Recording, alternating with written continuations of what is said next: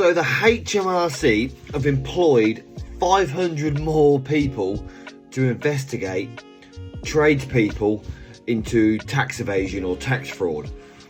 Well, I don't quite understand. You're not going to employ more people to maybe look into people that can work and don't work and sit there on benefits, or basically rely on their benefits, and well, then go and have kids that rely on their benefits too, to maybe get them into work.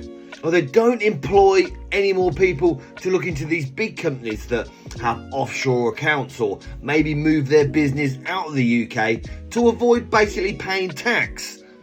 No, they're going to sort of concentrate on looking at the tradesmen that maybe take £100 cash for a job one day and possibly forget to put it in the bank and pay 20% tax on it.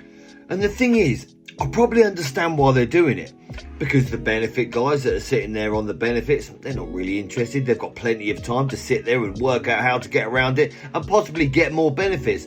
And the other guys at the other end of the spectrum, with all the millions and billions of pounds, they've got enough money to maybe employ somebody that can work their way around the tax. But for the people that actually keep the country running and earn money and do pay tax, you're gonna employ somebody to take more tax off them.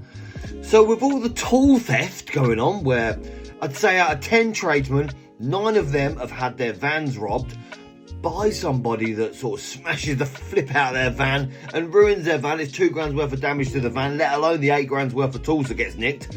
You're going to concentrate on pushing them down in a hole. I'll take some more money off them. They've had their van robbed. So what? Let's go and tax them some more. They must have money to replace their tools. They can have money to pay a bit more in tax as well.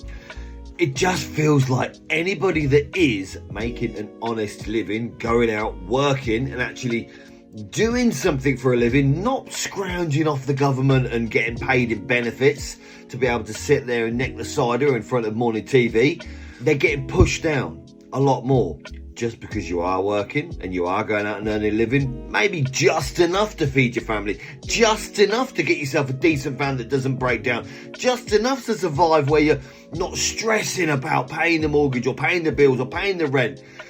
They're going to try and make you stressed, make you worried. Get out, earn some more money, because we want more tax off you.